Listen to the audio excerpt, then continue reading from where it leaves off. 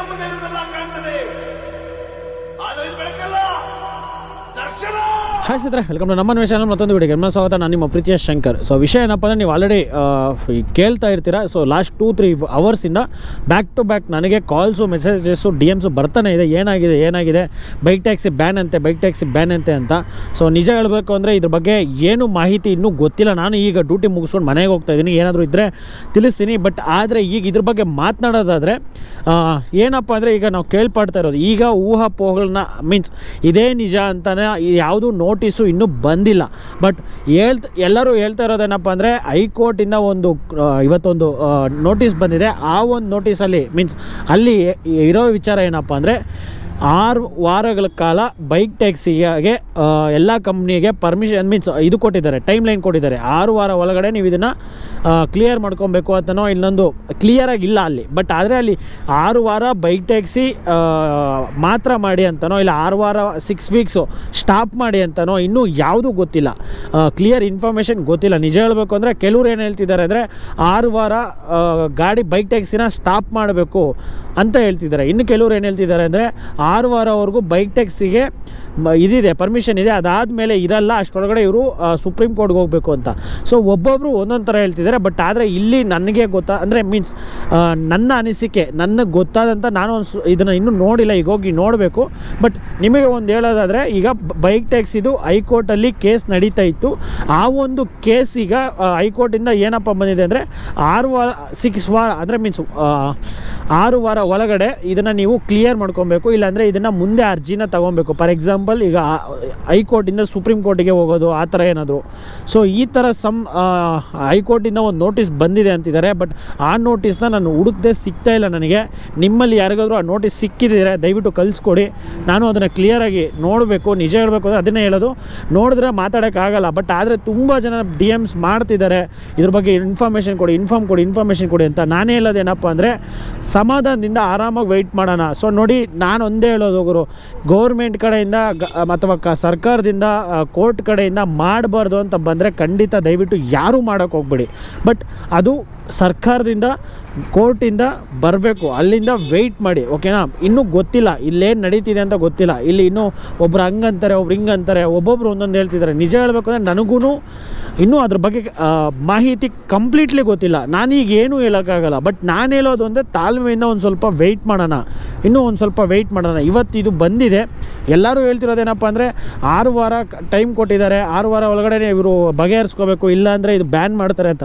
ಎಲ್ಲೂ ಕಂಪ್ಲೀಟಾಗಿ ಹೇಳಿಲ್ಲ ಇನ್ನೂ. ಅಂದರೆ ಲೈಕ್ ಯಾವುದೇ ಇದರಲ್ಲೂ ಬ್ಯಾನ್ ಅಂತ ಹೇಳಿಲ್ಲ, ಏನೂ ಹೇಳಿಲ್ಲ. ಒಂದು ಟೈಮ್ ಲಿಮಿಟ್ ಕೊಟ್ಟಿದ್ದಾರೆ. ಏನಕ್ಕೆ ಕೊಟ್ಟಿದ್ದಾರೆ ಅಂತ ಗೊತ್ತಿಲ್ಲ. 6 ವಾರ ಕಾಲ ಏನಕ್ಕೆ ಕೊಟ್ಟಿದ್ದಾರೆ, ಏನು ವಿಚಾರಕ್ಕೆ ಕೊಟ್ಟಿದ್ದಾರೆ ಅಂತ ಇನ್ನೂ ಗೊತ್ತಾಗ್ತಾ ಇಲ್ಲ. ಸೊ ಇದಕ್ಕೆ ನಾವು ಸ್ವಲ್ಪ ವೆಯ್ಟ್ ಮಾಡಬೇಕಾಗುತ್ತೆ. ನಮ್ಮ ಕಂಪ್ನಿಯವರು ಇದ್ರ ಬಗ್ಗೆ ಅಪ್ಡೇಟ್ ಮಾಡೇ ಮಾಡ್ತಾರೆ. ಮೀನ್ಸ್ ರ್ಯಾಪಿಡೋ ಆಗಲಿ, ಓಲಾ ಆಗಲಿ, ಊಬರ್ ಆಗಲಿ, ಇದ್ರ ಬಗ್ಗೆ ಖಂಡಿತ ಅಪ್ಡೇಟ್ ಮಾಡ್ತಾರೆ ಅಂತ ಅಂದ್ಕೊಂಡಿದ್ದೀನಿ. ನೋಡೋಣ. ಮತ್ತು ಇನ್ನೊಂದು, ಸಮಾಧಾನದಿಂದ ವೆಯ್ಟ್ ಮಾಡಿ. ಇಲ್ಲಿ ಯಾರೂ ಕಂಪ್ಲೀಟಾಗಿ ಆ ಥರ ಏನಾದರೂ ಬ್ಯಾನ್ ಆಗಿದೆ ಅಂತಂದರೆ ಕಂಪ್ಲೀಟ್ಲಿ ನ್ಯೂಸ್ ಚಾನಲ್ಗಳೆಲ್ಲ ಬರುತ್ತೆ. ಅದಾದಮೇಲೆ ಪೊಲೀಸವರು, ಇಲ್ಲಾಂದರೆ ಟ್ರಾಫಿಕ್ ಪೊಲೀಸವರು, RTO ಇವ್ರ ಕಡೆಯಿಂದನೋ ಯಾರ ಕಡೆಯಿಂದನೋ ಒಬ್ಬರು ಇದ್ರ ಬಗ್ಗೆ ಬಂದು ಮಾತನಾಡ್ತಾರೆ, ಈ ಥರ ಆಗಿದೆ, ಇದು ಬ್ಯಾನ್ ಆಗಿದೆ ಅಂತ. ಇನ್ನೂ ಎಲ್ಲೂ ಹೇಳ್ತಾ ಇಲ್ಲ. ಇದು ಇನ್ನೂ ಹೆಂಗಾಗಿದೆ ಅಂದರೆ, ಅಡ್ಡಗೋಡೆ ಮೇಲೆ ದೀಪ ಥರ ಆಗಿದೆ ಅಷ್ಟೇ. ಸೊ ಈ ಸಿಚುವೇಶನ್ ಒಂದು ಪ್ಯಾನಿಕ್ ಸಿಚುವೇಶನ್ ಥರ ಕ್ರಿಯೇಟ್ ಆಗಿದೆ ಅಷ್ಟೇ. ಇದು ಬ್ಯಾನ್ ಆಗಿದೆ ಅಂತಿದ್ದಾರೆ. ಬಟ್ ಇದು ಬ್ಯಾನಾ ಇನ್ನೊಂದ ಮಗದೊಂದ ಅಂತ ನನಗೂ ಗೊತ್ತಿಲ್ಲ, ಯಾರಿಗೂ ಗೊತ್ತಿಲ್ಲ. ಒಬ್ಬೊಬ್ರು ಒಂದೊಂದು ಹೇಳ್ತಿದ್ದಾರೆ. ಇದು ಯಾವುದು ರಿಯಲ್, ಯಾವುದು ಫೇಕ್ ಅಂತಲೂ ಗೊತ್ತಿಲ್ಲ. ಸೊ ಸ್ವಲ್ಪ ತಾಳ್ಮೆಯಿಂದ ವೆಯ್ಟ್ ಮಾಡೋಣ. ಮತ್ತು ಇನ್ನೊಂದೇನಂದರೆ, ನಾನು ನಮ್ಮೆಲ್ಲ ರೈಡರ್ಸ್ ಹತ್ರ ಹೇಳೋದೇನಪ್ಪ ಅಂದರೆ, ನೋಡಿ, ಇದು ಒಂದು ಪ್ಲ್ಯಾಟ್ಫಾರಮ್ ಇತ್ತು ನಮಗೆ ದುಡಿಯೋಕ್ಕೋಸ್ಕರ ಅಂತ. ನಮ್ಮಂಥ ಎಷ್ಟೋ ಜನ ದುಡಿತಾ ಇದ್ದಾರೆ. ಸಾವಿರ ಜನ ಅಲ್ಲ, ಲಕ್ಷಾಂತರ ಜನ ದುಡಿತಾ ಇದ್ದಾರೆ ಈ ಒಂದು ಪ್ಲ್ಯಾಟ್ಫಾರ್ಮಲ್ಲಿ.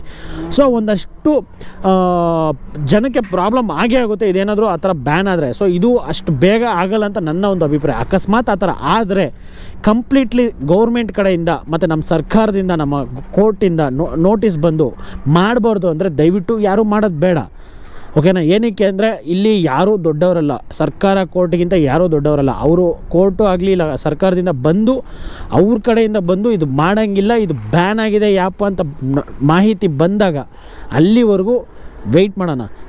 ಅದಕ್ಕೂ ಮುಂಚೆ ಸುಮ್ಮನೆ ಪ್ಯಾನಿಕ್ ಆಗಬೇಡಿ. ನಿಜ ಹೇಳಬೇಕು ಅಂದರೆ ನಾನು ಪ್ಯಾನಿಕ್ ಆಗ್ತಾಯಿದ್ದೀನಿ. ಏನಕ್ಕೆ ಅಂದರೆ ನನಗೆ ಡ್ಯೂಟಿ ಮುಗಿಸ್ಕೊಂಡು ಮನೆಗೆ ಹೋಗ್ತಾಯಿದ್ದೀನಿ, ಬ್ಯಾಕ್ ಟು ಬ್ಯಾಕ್ ಕಾಲ್ಸ್ ಬರ್ತಾಯಿದೆ, ಬ್ಯಾಕ್ ಟು ಬ್ಯಾಕ್ ಮೆಸೇಜಸ್ ಬರ್ತಾಯಿದೆ, ಏನಾಗಿದೆ ಅಂತ. ನಾನು ಅದಕ್ಕೆ ಫ್ಲೈಟ್ ಮೂಡ್ಗೆ ಹಾಕ್ಬಿಟ್ಟು ಈಗ ಲೈಕ್ ವೀಡಿಯೋ ಮಾಡ್ತಾಯಿದ್ದೀನಿ. ನನಗೂ ಒಂದಷ್ಟು ಮಾಹಿತಿ ಬೇಕು. ಸೊ ಈ ಮಾಹಿತಿ ಇನ್ನೂ ನನಗೆ ತಿಳ್ಕೊಳ್ಬೇಕು. ನಾನು ಈಗ ಜಸ್ಟ್ ಮನೆಗೆ ಹೋಗ್ತಾಯಿದ್ದೀನಿ. ಮನೆಗೆ ಹೋಗಿ ಇದ್ರ ಬಗ್ಗೆ ನನಗೆ ಏನಾದರೂ ಮಾಹಿತಿ ಗೊತ್ತಾದರೆ ಅದು ಇಮಿಡಿಯೇಟಾಗಿ ನಾನು ವೀಡಿಯೋ ಮಾಡ್ತೀನಿ. ಬಟ್ ಅದಕ್ಕೂ ಮುಂಚೆ ದಯವಿಟ್ಟು ಹೇಳ್ತೀನಿ, ಆರಾಮಾಗಿರಿ. ಆ ಥರ ಏನಾದರೂ ಇದ್ದರೆ, ಆ ಥರ ಸನ್ನಿವೇಶ ಏನಾದರೂ ಇದ್ದರೆ ಖಂಡಿತವಾಗ್ಲೂ ನಮ್ಮ ಇವ್ರ ಕಡೆಯಿಂದ ಬರುತ್ತೆ. ಅಂದರೆ ಲೈಕ್ ನ್ಯೂಸ್ ಚಾನಲ್ ಕಡೆಯಿಂದನೋ ಇಲ್ಲಾಂದರೆ ನಾನೇ ಅಪ್ಡೇಟ್ ಮಾಡ್ತೀನಿ. ಇನ್ನೂ ಅದ್ರ ಬಗ್ಗೆ ನೋಟಿಸೇ ಸಿಗ್ತಾಯಿಲ್ಲ. ನಿಮ್ಮಲ್ಲಿ ಯಾರಿಗಾದ್ರೂ ದಯವಿಟ್ಟು ನೋಟಿಸ್ ಇದ್ದರೆ ದಯವಿಟ್ಟು ನನಗೆ ಶೇರ್ ಮಾಡಿ. ನಮ್ಮ ಗ್ರೂಪ್ ಲಿಂಕ್ ಕೆಳಗಡೆ ಕೊಟ್ಟಿರ್ತೀನಿ. ಸೊ ಗ್ರೂಪ್ ಅಡ್ಮಿನಿಗೆ ನಂಬರ್ಗೆ ಶೇರ್ ಮಾಡಿ, ನಾನು ಅದನ್ನು ನೋಡ್ತೀನಿ. ಸೊ ಇನ್ನೂ ನಾನು ಅದನ್ನು ಫಾಲೋ ಅಪ್ ಮಾಡಬೇಕು. ಈಗ ಜಸ್ಟ್ ಮನೆಗೆ ಹೋಗ್ತಾಯಿದ್ದೀನಿ. ಸೊ ತುಂಬ ಜನ ಗಾಬರಿ ಆಗ್ತಿದ್ದೀರಾ. ಸೊ ತುಂಬ ಜನ ಗಾಬರಿ ಇದ್ರ ಬಗ್ಗೆ ತಲೆ ಕೆಡಿಸ್ಕೊತಿದ್ದೀರಾ. ಸೊ ಇನ್ನೂ ಸಮಾಧಾನದಿಂದ ವೆಯ್ಟ್ ಮಾಡೋಣ. ನೋಡಿ, ನಾನು ಆಗಲೇ ಹೇಳ್ದಂಗೆ ಮಾಡಬೇಡಿ ಅಂದರೆ ದಯವಿಟ್ಟು ಯಾರೂ ಮಾಡೋಕ್ಕೆ ಹೋಗಬೇಡಿ, ಓಕೆನಾ? ಮಾಡಬೇಡಿ ಅಂತ ಬರಬೇಕು. ಯಾರ ಕಡೆಯಿಂದ ಬರಬೇಕು? ಕೋರ್ಟಿಂದ ಬರಬೇಕು. ಅದಾದಮೇಲೆ ನಮ್ಮ ಸರ್ಕಾರದಿಂದ ಬರಬೇಕು. ಇನ್ನೂ ಎಲ್ಲೂ ಬಂದಿಲ್ಲ. ಇನ್ನೊಂದು ಏನಪ್ಪ ಅಂದರೆ, ಇದು ಒಂದಷ್ಟು ಜನ ಹೇಳ್ತಿರೋದೇನಪ್ಪ ಅಂದರೆ, ಅದೇ ಒಬ್ಬೊಬ್ರು ಒಂದೊಂದು ಥರ ಇದ್ರ ಬಗ್ಗೆ ಹೇಳ್ತಾ ಇದ್ದಾರೆ. ಒಬ್ಬೊಬ್ರು ಯಾವುದೂ ಕರೆಕ್ಟಾಗಿ ಹೇಳ್ತಾರೆ. ಒಂದಷ್ಟು ಜನ ಹೇಳ್ತಿರೋದೇನಪ್ಪ ಅಂದರೆ, ಈಗ ನಮ್ಮ ಕೇಂದ್ರ ಸರ್ಕಾರದಿಂದ ಮೊನ್ನೆ ಒಂದು ಅಮಿತ್ ಶಾದ ಒಂದು ವೀಡಿಯೋ ಬಂತು. ಸೊ ಆ ವಿಡಿಯೋ ಬಗ್ಗೆ ನಾನು ಆ್ಯಕ್ಚುಲಿ ವೀಡಿಯೋ ಮಾಡೋಣ ಅಂತ ಅಂದ್ಕೊಂಡಿದ್ದೆ ಇವತ್ತು. ಬಟ್ ಅದು ಈ ವಿಡಿಯೋ ಮುಖಾಂತರವಾಗಿ ಹೇಳ್ತಿದ್ದೀನಿ. ಈ ಬೈಕ್ ಟ್ಯಾಕ್ಸಿ ಅನ್ನೋದು, ಈ ಟ್ಯಾಕ್ಸಿ ಅನ್ನೋದು ಗೌರ್ಮೆಂಟ್ ಕಡೆಯಿಂದನೇ ಒಂದು ಆ್ಯಪ್ನ ಲಾಂಚ್ ಮಾಡಬೇಕು ಅನ್ನೋ ಪ್ಲ್ಯಾನಿಂಗ್ ನಡೀತಿದೆ. ಸೊ ಅದಕ್ಕೋಸ್ಕರ ಏನಾದರೂ ಇದನ್ನು ಆ್ಯಪ್ ಅವ್ರಿಗೆ ಏನಾದರೂ ಒಂದು ವಾರ್ನಿಂಗ್ ಥರ ಏನಾದರೂ ಸೊ ಏನು ಕ್ಲಿಯರ್ಲಿ ಗೊತ್ತಿಲ್ಲ. ಒಬ್ಬೊಬ್ಬರು ಒಂದೊಂದು ಮಾತಾಡ್ತಿದ್ದಾರೆ, ಒಬ್ಬೊಬ್ಬರು ಒಂದೊಂದು ಹೇಳ್ತಿದ್ದಾರೆ. ನನ್ನ ಕಡೆಯಿಂದ ನಾನು ನಮ್ಮ ರೈಡರ್ಸ್ಗೆ ಹೇಳೋದೇನಪ್ಪ ಅಂದರೆ, ತಾಳ್ಮೆಯಿಂದ ಸಮಾಧಾನದಿಂದ ವೆಯ್ಟ್ ಮಾಡೋಣ. ಸೊ ನೋಡಿ, ಮಾಡಿ ಅಂತ ಯಾರೂ ಇಲ್ಲಿ ಹೇಳಲ್ಲ. ಮಾಡೋದು ಬಿಡೋದು ನಿಮಗೆ ಬಿಟ್ಟಿದ್ದು. ಬಟ್ ಆದರೆ ಮಾಡಬೇಡಿ ಅಂತ ಇಲ್ಲಿನೂ ಯಾರೂ ಹೇಳ್ತಾ ಇಲ್ಲ. ಸೊ ಆ ಥರ ಇದ್ದರೆ ಕಂಪ್ನಿಯವ್ರು ಅಪ್ಡೇಟ್ ಮಾಡ್ತಾರೆ, ಗೌರ್ಮೆಂಟ್ ಅವರು ಅಪ್ಡೇಟ್ ಮಾಡ್ತಾರೆ, ನಮ್ಮ ಕೋರ್ಟ್ ಅವರು ಅಪ್ಡೇಟ್ ಮಾಡ್ತಾರೆ. ಅಲ್ಲಿವರೆಗೂ ತಾಳ್ಮೆಯಿಂದ ವೆಯ್ಟ್ ಮಾಡೋಣ. ಸೊ ಇಷ್ಟೇ ನಾನು ಹೇಳೋಕ್ಕಾಗೋದು. ಸ್ವಲ್ಪ ಸಮಾಧಾನದಿಂದ ವೆಯ್ಟ್ ಮಾಡಿ. ಅಕಸ್ಮಾತ್ ಈಗ ಈ ಸಿಚುವೇಷನ್ ನಿಮಗೆ ಪ್ಯಾನಿಕ್ ಸಿಚುವೇಷನ್ ಹ್ಯಾಂಡಲ್ ಮಾಡೋಕ್ಕಾಗ್ತಾ ಇಲ್ಲ, ಬೈಕ್ ಟ್ಯಾಕ್ಸಿ ಮಾಡೋಕ್ಕೆ ಹೋದರೆ ಏನಾದರೂ ಪ್ರಾಬ್ಲಮ್ ಆಗುತ್ತೆ ಅಂತ ಭಯ ಆಗ್ತಾಯಿದೆ ಅಂತಂದರೆ, ಮಾಡಿ ಅಂತ ನಾನು ಹೇಳಲ್ಲ. ನಿಮ್ಮ ಮಾಡೋದು ಬಿಡೋದು ನಿಮಗೆ ಬಿಟ್ಟಿದ್ದು. ಬಟ್ ಆದರೆ ನಿಮ್ಮ ಕೈಯಲ್ಲಿ ಏನಾದರೂ ಆಗಲ್ಲ ಅಂತಂದರೆ, ಈ ಒಂದು ಸ್ವಲ್ಪ ದಿವಸಕ್ಕೆ ಬೇರೆ ಯಾವುದಾದ್ರೂ ಅಪ್ಲಿಕೇಶನ್ಸ್ನ ಮಾಡಿ, ಪರವಾಗಿಲ್ಲ. ನಿಮಗೆ ಆ ಥರ ನೋಟಿಫಿಕೇಷನ್ ನಿಮಗೆ ಅಂತ ಒಂದು ಇನ್ಫಾರ್ಮೇಷನ್ ಗೊತ್ತಾಗೋವರೆಗೂ ಸೊ ಬೇರೆ ಅಪ್ಲಿಕೇಶನ್ ಯಾವುದಾದ್ರೂ ಮಾಡಿ. ಇಷ್ಟು ಹೇಳ್ದೆ ವಿಡಿಯೋ ಇಲ್ಲಿಗೆ ಮುಗಿಸ್ತೀನಿ. ಸಮಾಧಾನದಿಂದ ವೆಯ್ಟ್ ಮಾಡಿ. ಏನೇ ಅಪ್ಡೇಟ್ ಇದ್ದರೆ ತಿಳಿಸ್ಕೊಡ್ತೀನಿ. ಓಕೆ, ಸೊ ಆರಾಮಾಗಿರಿ. ದಯವಿಟ್ಟು ನೀವು ಮಾಡ್ತಿರೋ ಕಾಲ್ಸ್ಗೆ, ನೀವು ಮಾಡ್ತಿರೋ ಮೆಸೇಜ್ಗೆ ನನಗೆ ಭಯ ಆಗ್ತಾಯಿದೆ. ಅಂದರೆ ಏನಂತ ಅರ್ಥ ಆಗ್ತಾಯಿಲ್ಲ. ನನಗೂ ಇದ್ರ ಬಗ್ಗೆ ಮಾಹಿತಿನೇ ಇಲ್ಲ. ನಾನು ಏನು ಹೇಳೋಕ್ಕೂ ಗೊತ್ತಾಗ್ತಾಯಿಲ್ಲ. ಅದಕ್ಕೋಸ್ಕರ ಸೊ ಸಮಾಧಾನದಿಂದ ವೆಯ್ಟ್ ಮಾಡೋಣ. ಸೊ ಇಷ್ಟೇ ಹೇಳೋದು ನಾನು.